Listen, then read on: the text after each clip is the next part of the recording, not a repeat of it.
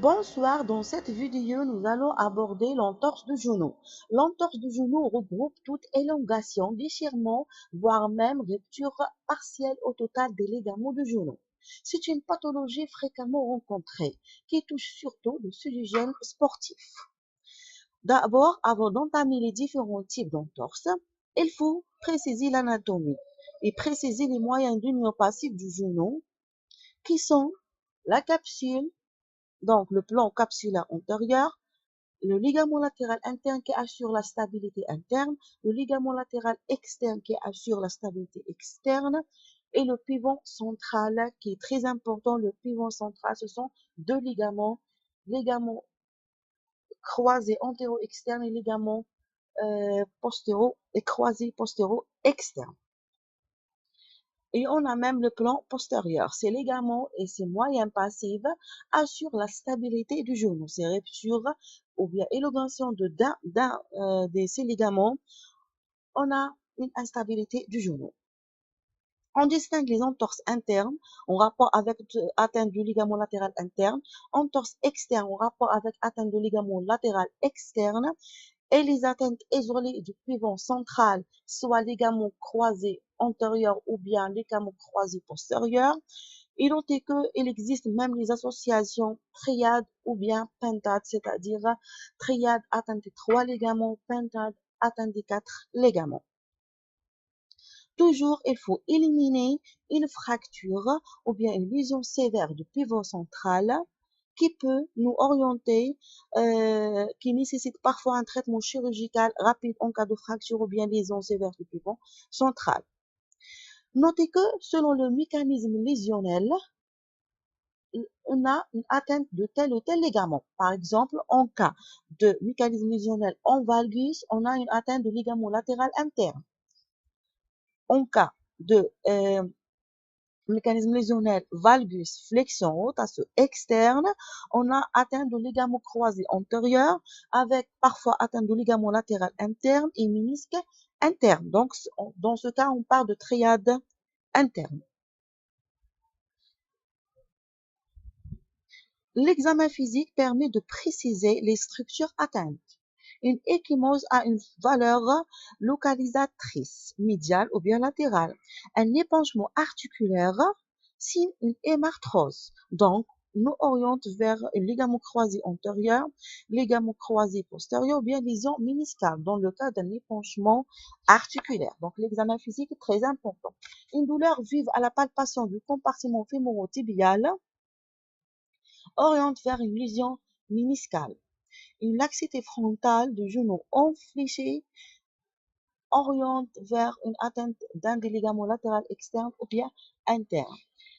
Notez que le signe de Lachman est très important pour rechercher une lésion de ligament croisé antérieur.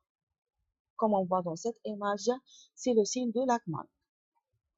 C'est très pathognomonique de l'atteinte du ligament croisé antérieur. On demande des radiographies pour rechercher la présence de fractures associées. Arrachement ligamentaire ou bien impaction fémoro-tibiale. Notez que l'IRM est très intéressant et très important en cas d'entorse du genou. Ne doit être réalisé d'emblée qu'en cas de suspicion d'atteinte sévère nécessitant un traitement chirurgical rapide.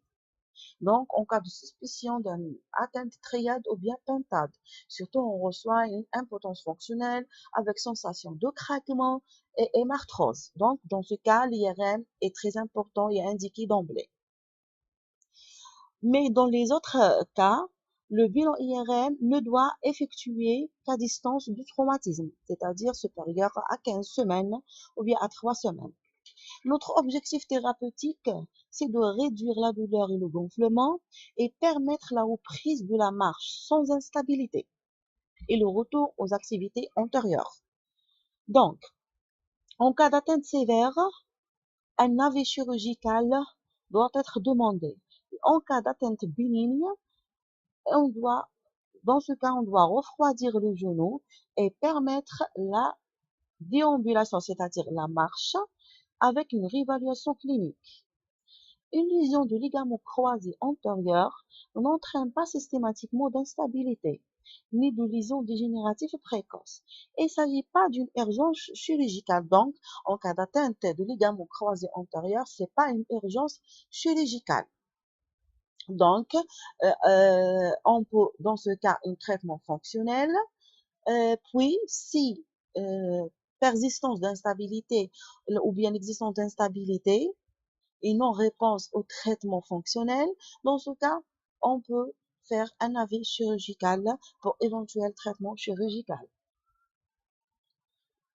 Pour le traitement pharmacologique, un antalgique simple selon l'intensité de la douleur. Pour le traitement non pharmacologique, on doit faire une ponction d'une hémarthrose en cas d'épanchement avec une douleur importante. L'appui est possible d'emblée en cas d'atteinte non grave. Donc, en cas d'atteinte non grave, on autorise l'appui après 7 jours. Avec avant une immobilisation, avec une attelle articulée, l'intérêt de cette attelle articulée est d'éviter l'enraidissement et l'amyotrophie, surtout du quadriceps.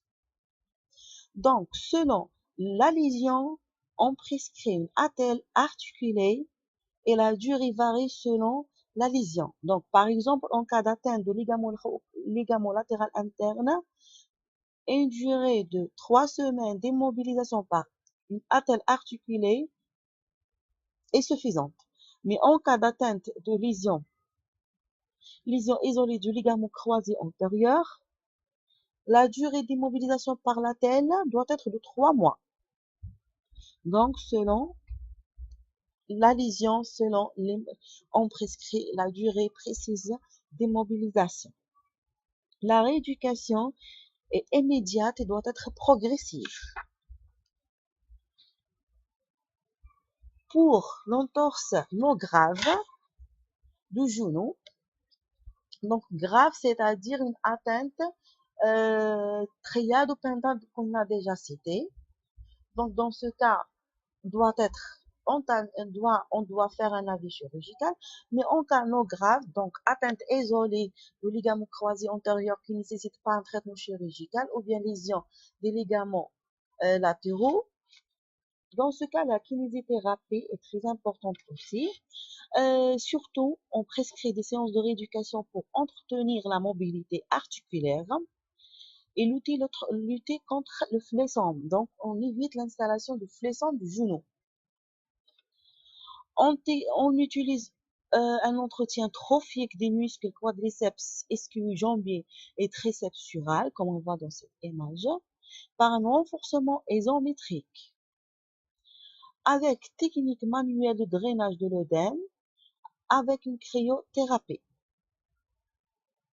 Puis, après 3 semaines, on peut rajouter le travail de gain d'amplitude en flexion et en extension avec un renforcement musculaire concentrique des muscles quadriceps, ischio-jambier, triceps sural et les fessiers. Les fessiers, c'est le moyen fessier et grand fessier. Avec travail de la marche normale. Puis, renforcement excentrique, puis pliométrique, c'est-à-dire avec des résistances des muscles quadriceps, ischio-jambier, triceps et les muscles solaires, avec course à pied et déplacements latéraux, avec un travail proprioceptif. Il ne faut pas oublier l'apprentissage d'un autoprogramme court d'exercices simples à réaliser à domicile. Les situations particulières, la discussion chirurgicale d'emblée après bilan IRM rapide, c'est atteinte associée. Donc, en cas de triade ou bien pentade, ou bien atteinte de ligament croisé antérieur et ligament croisé postérieur. En cas d'existence d'instabilité multidirectionnelle du genou et en cas de blocage du genou, dans ce cas, la discussion chirurgicale est d'emblée. La discussion chirurgicale à froid après bilan IRM différé à 3 mois, en cas d'échec du traitement médical et persistant d'une instabilité, surtout à jeune, à jeûne, pratique d'un sport de haut niveau et motivation du patient à réaliser la rééducation post-opératoire qui est lente. Toujours, on doit réévaluer, toujours on doit réévaluer cliniquement la douleur et la laxité et les amplitudes articulaires. Merci pour votre attention.